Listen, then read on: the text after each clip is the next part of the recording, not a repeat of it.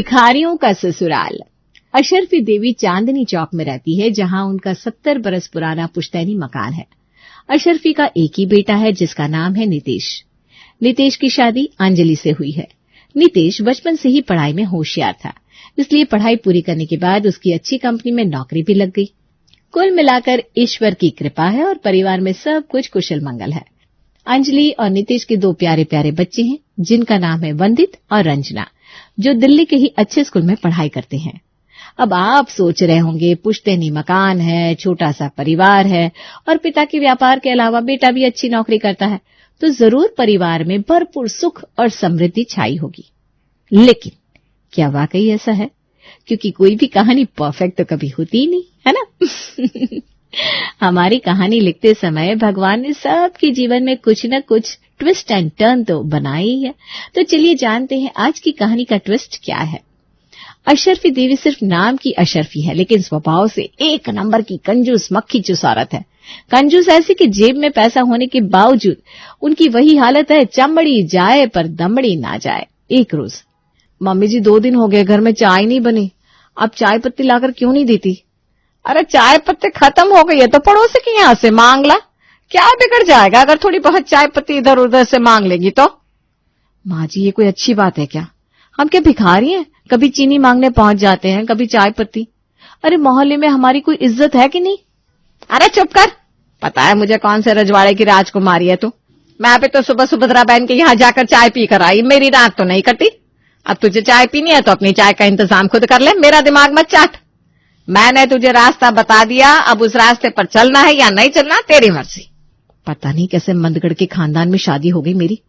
घर में कोई सामान खत्म हो जाए तो बाजार से लाने की बजाय पड़ोसी से मांगने के लिए कटोरा पकड़ा देते हैं ये लोग।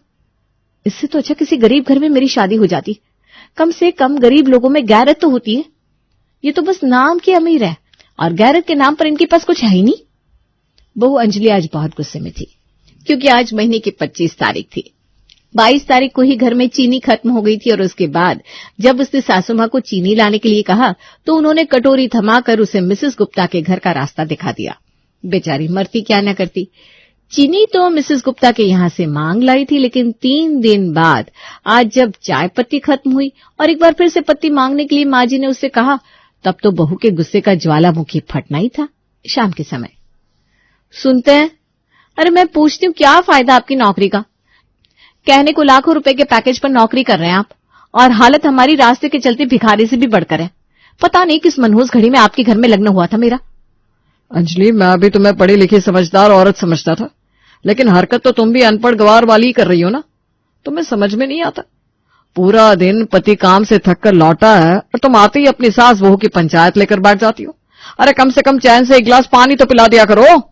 हाँ, तुमसे तो 5 मिनट भी अपनी माँ की करतूत सुनी नहीं जाती। मुझसे पूछो ना, मुझे तो दिन के 24 घंटे उनके साथ बिताने होते। मेरे बारे में भी तो सोचो कि मैं कैसे बर्दाश्त करती हूँ ये सब। जानते हो ना, मुझे चाय पीने की लत है और चाय के बिना मेरा गुजारा नहीं है। अरे दिन में 3 बार चाय पीने वाले इंसान को अगर 3 दिन में 1 बार भी चाय न मिले तो उसका क्या हाल होगा? ये आपको बताने की जरूरत तो नहीं है ना। आपका क्या है, आप तो ऑफिस चले जाते हैं, लेकिन यहाँ सारी महाभारत में पीस तो मैं रही हूँ। मत हो, मैं कल तुम्हें चीनी और चाय पत्ती लाकर दे दूंगा। और हाँ, माँ को इस बारे में कुछ भी बताने की जरूरत नहीं है। पापा मुझे नए जूते दिलाओ ना, मेरे जूते फट गए। अब तो स्कूल में भी बच्चे मेरे जूते देखकर मेरा मजाक उड़ाते हैं। अरे चुप कर, अभी तेरी दादी ने सुन लिया ना तो दम दमाते हुए सर पर आकर खड़ी हो जाएंगी। उन्हें तो ऐसा लगता है कि घर में जो भी खर्चा हो रहा है वो सब हम अपनी फिजूल खर्चियों में उड़ा रहे हैं। तुझे जूते लेने हैं ना, दिला देंगे तुझे जूते, लेकिन दादी के सामने शोर करने की जरूरत नहीं है। अरे बहू, अशरफी देवी की ना उम्र के साथ सिर्फ नजर कमजोर हुई है, कान नहीं। तुम दोनों अभी यहाँ बैठकर जो घुस्सुर पुसुर कर रहे थे सब सुनाई दे रहा है मुझे। और ऐसा क्या बिगड़ गया तेरे बेटे के जूते में जो तू उसे खरीदने का वादा कर रही है? दादी आप 2 बार से मेरे जूते में ऐसे ही सिलाई करवा कर ले आ रही है। अब तो स्कूल में बच्चे देखकर मेरा मजाक उड़ाते हैं। यूनिफॉर्म भी कितनी पुरानी हो गई है। अरे चुप कर, तू वहां पढ़ने जाता या फैशन परेड दिखाने के लिए? बेटा हम कोई करोड़पति नहीं है जो रोज रोज कपड़े और जूते खरीदेंगे। तुझे पता है हमारे जमाने में तो कपड़ों में 10-10 जगह जोड़ लगता था, तब तक कपड़े को चलाया जाता था। आजकल के बच्चों को देखो, 4 बार कपड़े पहने और कूड़े में फेंक दिए। पोती को समझा बुझाकर दादी उसका जूता लेकर बाहर वाले कमरे में आ गई। जिस दिन मेरी आंखें बंद हो गई ना, ये अंजलि तो मेरा पूरा घर ही ले डूबेगी। इतने सालों में जो 4 पैसे मैंने बचाए हैं, अगर इसके हाथ में पूरे घर की जिम्मेदारी दे दी तो 4 दिन में लुटा देगी सब कुछ। होली का त्योहार आ रहा है, ऐसा करती हूँ, बहू के मायके संदेश भिजवा देती हूँ। त्योहार के समय आएंगे तो खाली हाथ तो आएंगे नहीं। अगले दिन अशरफी देवी फोन पर। नमस्कार बहन जी। नमस्ते बहन जी, कैसी हैं आप? मैं तो ठीक हूँ, बस सोचा आपको याद दिला दूं, होली का त्योहार आ रहा है। मैं तो कह रही हूँ त्योहार बहू अपने मायके में ही मना लेगी तो अच्छा रहेगा। बच्चे बिना काफी दिन से नानी के घर नहीं गए तो इसी बहाने वो भी खुश हो जाएंगे। अरे वाह बहन जी वाह, ये तो आपने बहुत अच्छी बात कही। ठीक है, मैं ऐसा करती हूँ, कल ही सूरज को भेज देती हूँ। अब होली में दिन ही कितने रह गए हैं, बच्चों को लिवा ले जाएगा। अगले दिन बहू अंजलि का भाई अंजलि और उसके बच्चों को लेने के लिए उसके ससुराल पहुंच गया। जैसा कि अशरफी देवी ने अनुमान लगाया था वैसा ही होता है। त्योहार के समय बहन के घर आते समय सूरज फल, मिठाइयां, गुलाल और रंग के अलावा और भी काफी सामान लेकर आया था। शाम तक बहू अपने मायके के लिए निकल गई थी। बहू के जाने के बाद चलो, बहू के मायके जाने से एक बड़ा खर्चा तो टला, वरना अभी होली पर नए कपड़े दिलाने की डिमांड शुरू कर देते सबके सब। अब नानी के घर जाकर होली मनाएंगे और नानी से ही खर्चा भी करवाएंगे। इसी बहाने हमारे भी त्योहार का सारा खर्चा समधन जी के आए हुए सामान से ही निकल जाएगा। इसे कहते हैं एक तीर से 2 शिकार। अशरफी ने बड़ी आसानी से बिना खर्चे के होली का त्योहार बिता लिया था। कुछ दिन बाद अशरफी के दूर के रिश्तेदार उसके घर आते हैं। माँ जी, हमारे लिए तो आप कभी कोई ढंग का खाना बनवाती नहीं, लेकिन अब मामा जी के लिए तो कुछ अच्छा सा भोजन बनाना पड़ेगा ना, या आप कहे तो उनके लिए भी दाल और चटनी बनाकर रख दूं। अरे हाँ, ठीक है, पता है मुझे कि कोई मेहमान चाहे बिन बुलाए क्यों ना आए, खर्चा तो उसके आने पर करना ही पड़ता है। मैं अगर 1 रुपया का खर्चा करूंगी ना तो 10 निकलवा भी लूंगी, तू देखती जा। दूर के रिश्ते में लगने वाले अपने भाई विनोद के लिए अशरफी मटर पनीर की सब्जी, सलाद, रायता और पूरी वगैरह बनाकर तैयार करवा देती है। भोजन के बाद बड़ा सुंदर प्यारा सा परिवार है आपका, इतने प्यारे प्यारे पोते हैं, सुंदर सुशील बहू है। सच्ची आपके घर आकर मेरा मन प्रसन्न हो गया। चलते हैं, फिर कभी इधर से जाना होगा तो आपको फिर दर्शन देंगे। बच्चों जल्दी आओ, देखो तुम्हारे दादाजी जा रहे हैं। जल्दी जल्दी आकर पैर छूकर अपना अपना शगुन ले लो। अरे बेटा, अब रिश्ते में दादा लगते हैं तुम्हारे, कोई ऐसे खाली हाथ थोड़ी ना लौट जाएंगे।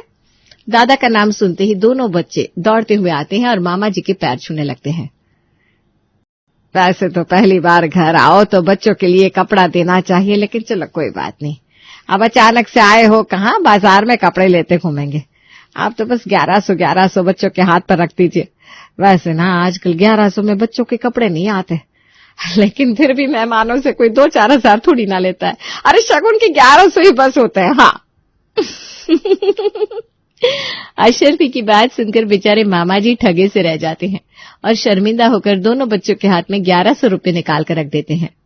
अरे बहू आ, अपने मामा ससुर से पैर छूकर अपनी मुंह दिखाई तो ले ले बेटा, शर्मा मत। मेरी शादी को तो 10 साल से ज्यादा हो गए, अब मुंह दिखाए की कोई जरूरत नहीं है। अरे नहीं बहू, बिल्कुल ठीक कह रही है जीजी। आओ, तुम्हारा भी तो हक बनता है। हालांकि सास के मुंह से ये बातें सुनकर अंजलि को बेहद शर्म आ रही थी, लेकिन ये कोई पहली बार तो था नहीं। अशरफी देवी पिछले 10 सालों से यही करती आ रही थी और अब तो सास की इस तरह भीख मांगने की आदत बहू अंजलि बहुत अच्छे से जान चुकी थी। कुछ दिन बाद, अरे भाग्यवान, इतना पैसा आ रहा है घर में, सारे पैसों पर तुम कुंडली मार कर बैठी रहती हो। बेटे की तनख्वाह, मेरे व्यापार से आने वाला गल्ला, सब तुम्हारी तिजोरी में बंद है। मैं पूछता हूँ, हम बाप बेटों को ढंग के कपड़े भी पहनने को नसीब होंगे कि नहीं? तुम्हारे राज में मेरी पैंट तो बिल्कुल गल गई है। अब चाहे जो हो जाए, मुझे नए कपड़े चाहिए बस। कैसे बात करते हैं जी आप भी? आपको क्या लगता है कि मुझे आपके और आपके बेटे की कोई चिंता नहीं है? अरे सिर्फ आप और आपका बेटा ही नहीं, बहू और मेरी साड़ी भी आएगी और 1 रुपया खर्च भी नहीं होगा। पूछो कैसे? फिर कोई टोपी पहनाई होगी तुमने किसी को? अब तुम्हारी तरह टोपियां पहनाने का गुण हमारे पास तो है नहीं। तुम ही बता दो भाग्यवान की कैसे। अरे मेरे भतीजे के बहन की लड़की की शादी है ना, 3 दिन बाद वहां चलेंगे हम सब। वहां पर विदाई में मुझे शादी की साड़ियां और जोड़ मिलेंगे। बस उसी से अगले 6 महीने का इंतजाम हो जाएगा हमारा, और क्या चाहिए। अरे तुम्हारा दिमाग तो ठिकाने पर है। हम लोगों को तो सपरिवार न्योता भी नहीं है वहां जाने का, और तुम वहां से साड़ी और जोड़े लाने के ख्वाब देख रही हो। मैं वहां पर अपनी बेइज्जती कराने के लिए नहीं जाने वाला। तुम्हें जाना है तो जाओ। ऐसा है महाराज, अगर आपके ये कुतुब मीनार जितने ऊंचे सम्मान के साथ चल रहे होते ना हम लोग, तो आज चने फांकने की स्थिति में होते। ये मेरा ही शासन है कि आज हमारे पास 2-2 दुकान है, इतना बड़ा घर है और सब फल फूल रहा है। और कौन वहां गिनती करने बैठा है कि एक आदमी का न्योता था या 4 का। आप सब लोग चल रहे हैं मतलब चल रहे हैं, मुझे इसमें कोई बहस नहीं चाहिए। बेचारे ससुर जी की पैंट पूरी तरह से गल चुकी थी। अब अगर नई पैंट चाहिए थी तो शादी में जाकर बेशर्मों की तरह जोड़े तो लेने ही थे। इसलिए अपना आत्मसम्मान ताक पर रखकर पूरा परिवार दूर के रिश्तेदार की शादी में शामिल हो जाता है और विदाई में साड़ी और जोड़े इकट्ठे करके घर ले आता है। घर पहुंचकर देखा आपने, मैं कहती थी ना हींग लगेगा ना फिटकरी और रंग चोखा ही चोखा। अरे बहू तेरी भी नई साड़ी आ गई है। अब खबरदार जो 6 महीने तक तूने नया कपड़ा खरीदने के बारे में बात भी की तो। दादी ये गलत बात है। जहाँ पर भी हम जाते हैं हर जगह बस मम्मी पापा और आप लोगों को ही कपड़े मिलते हैं। हम लोगों को नए कपड़े कब दिलवाएंगे आप? अरे बेटा, तुम लोग नानी के घर जाते हो ना, तो नानी के घर जाकर मांगा करो। देखो बेटा, जितना हक दादी पर होता है उससे 2 गुना अधिकार बच्चों का नानी के ऊपर होता है। इसीलिए तो तुम्हें साइकिल, घोड़ा, गाड़ी, कपड़े जो कुछ भी चाहिए सब अपनी नानी मामा से मांगा करो। अकेली दादी कितना खर्चा चला पाएगी, है बेटा? अरे हम भिखारी हैं क्या कि मेरे बच्चों को किसी भी चीज की जरूरत होगी तो वो जाकर नानी मामा के आगे हाथ फैलाएंगे? मुझे समझ में नहीं आता, हम लोगों का कोई आत्मसम्मान नहीं है क्या? क्या फायदा है आपकी इस कमाई का जब हर चीज के लिए हमें दूसरों के आगे हाथ फैलाना पड़ता है? मैं तो कहती हूँ छोड़ दीजिए नौकरी और कटोरा लेकर हम सब परिवार चौराहे पर भीख मांगना शुरू कर देते। कम से कम भिखारी बनकर भीख मांगेंगे तो इज्जत तो नहीं जाएगी हमारी। नीतीश जानता था कि पत्नी जो भी कह रही है वो एकदम सही है, लेकिन अशरफी देवी के सामने कहाँ किसी की चल पाती थी। शाम का समय था। नीतीश और उसके बाबूजी अपने काम से घर पहुंचे तो देखा घर में सभी लोग नए नए कपड़े पहनकर तैयार बैठे हैं। क्या बात है, आज कहीं पार्टी में जाने का इरादा है क्या? सब लोग तैयार नजर आ रहे हैं। आज मैं बाजार सामान लेने गई थी ना, उधर गेस्ट हाउस पर मैंने देखा कि पार्टी की जोर शोर से तैयारी चल रही है। बड़े दिन हो गए बेटा ये दाल चटनी खाकर एकदम बोर हो गई हूँ, तो भी ना फटाफट से तैयार हो जा। आज हम सब लोग वहीं जाकर मुफ्त की दावत खाएंगे। आपके कहने का मतलब क्या है? क्या आपको ये नहीं पता कि दावत किसकी यहाँ है?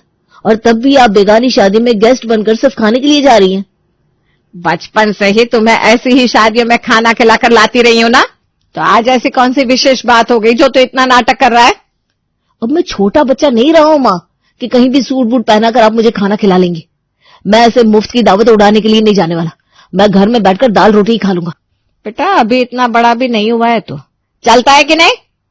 पापा चलो ना, कितने दिन से पनीर, जलेबी, रसगुल्ला नहीं खाया।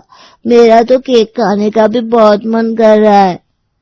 बच्चों को अच्छा खाना खाने के लिए तड़पता हुआ देखकर बेचारा नीतीश मन ना होते हुए भी चुपचाप तैयार होकर उनके साथ पार्टी में पहुंच जाता है।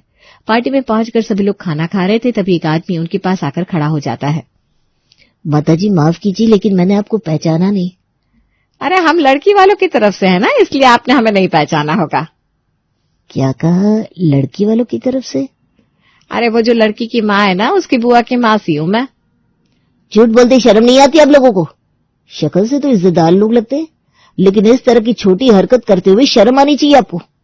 आपकी जानकारी के लिए बता दूं, इस पार्टी में ना लड़की वाले हैं ना लड़के वाले। ये एक बर्थडे पार्टी है जो मेरे 5 साल के पोते के जन्मदिन के लिए हमने ऑर्गेनाइज की है। उस आदमी की बात सुनकर माँ और नीतीश के पैरों के नीचे से जमीन ही खिसक गई थी, लेकिन असली तमाशा होना तो अभी बाकी था। तभी अचानक से नीतीश को एक आवाज सुनाई देती है। ये तुम्हारी फैमिली है क्या? नीतीश ने पीछे घूमकर देखा तो उसका चेहरा सफेद पड़ गया। सामने उसका बॉस खड़ा हुआ था, इसलिए उसको समझते देर नहीं लगती कि ये बर्थडे पार्टी उसके बॉस के बेटे की ही है। नितेश, इतनी कम सैलरी भी नहीं मिलती तुम्हें ऑफिस से कि तुम्हें इस तरह से बिना बुलाए लोगों की पार्टी में जाकर खाना खाना पड़े। रहने दीजिए पापा, इन लोगों को गेस्ट ही समझ लीजिए, ये मेरे ही अंडर में काम करता है। और हाँ, अब आ गए हो तो खाना खाकर ही जाना। और नितेश, पढ़े लिखे बंदे हो यार, कुछ तो अपनी इज्जत का ख्याल रखो, आगे से ऐसा काम मत करना। Take care. पार्टी में जो भी तमाशा हुआ था उसके बाद तो मानो नितेश के लिए जमीन में गड़ जाने वाली स्थिति पैदा हो गई थी। अब तो एक भी निवाला किसी के गले से नहीं उतर रहा था और वो सब लोग वापस अपने घर लौट आते हैं। घर आकर, अरे ऐसा मनहूस सा मुंह बनाकर क्यों घूम रहा है? तेरी माँ नहीं मरी, अभी जिंदा है। अरे ठीक है ना, हो जाता है कभी कभी हादसा, उसके सदमे में जीना तो नहीं छोड़ देता इंसान। ए बहू, चल फटाफट से खिचड़ी बना दे। उस कमबख्त ने तो पेट भर के खाना भी नहीं खाने दिया, सारा मूड ही खराब कर दिया। अशरफी देवी ऐसे बर्ताव कर रही थी जैसे इस घटना का उसके ऊपर कोई प्रभाव ही ना पड़ा हो, लेकिन घर के बाकी सदस्य मानो सदमे में आ गए थे। अरे बेटा, इतना सीरियसली नहीं लेते, और वैसे भी तेरे बॉस की पार्टी थी, वहां तो तू जा ही सकता है। उसने भी तुझे बाद में इनवाइट कर ही लिया था ना, फिर भी बच्चों को बिना खाना खिलाए लेकर आया तू, और अब यहाँ मुंह बनाकर बैठा है। अरे चल भूल जा वो सब। अगले दिन सुबह, अरे बहू, मेरी चाय मत बनाना तुम, मैं तो विमला बहन के यहाँ जा रही हूँ, वहीं चाय नाश्ता कर लूंगी, एक समय के नाश्ते की बचत तो होगी। इतना कहकर अशरफी पड़ोसन विमला के यहाँ पहुंच जाती है। पड़ोसन के यहाँ अशरफी ने अभी चाय का कप उठाया ही था कि तभी उसकी बहू टीवी में एक वीडियो चला देती है जिसमें अशरफी और उसके परिवार को पार्टी में बेइज्जत किया जा रहा था। बहू, ये क्या चला रखा है तूने? आंटी जी, ये आप लोगों की असलियत है जो पूरे एरिया में रात से ही वायरल हो रही है। सबको पता चल गया है आप लोग क्या करते हो। अब समझ में आया क्यों रोज रोज यहाँ चाय नाश्ता करने चली आती हैं आप। पड़ोसन के यहाँ चला अपना वीडियो देख और उसको खुद का मजाक उड़ाता देख आज पहली बार अशरफी को बेहद शर्मिंदगी महसूस हो रही थी।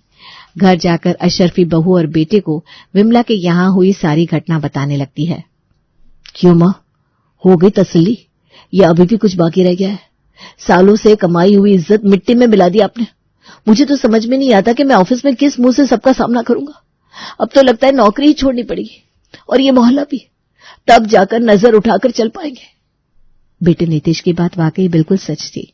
उनका वीडियो पूरे इलाके में वायरल हो गया था। जहां कहीं भी वो लोग जाते, लोग वीडियो की बात करके उनका मजाक उड़ाने लगते। इज्जत से जीने के लिए अशरफी देवी को अपना पुश्तैनी मकान कौड़ियों के दाम पर बेचना पड़ जाता है ताकि इज्जत से एक नई जिंदगी शुरू कर सके।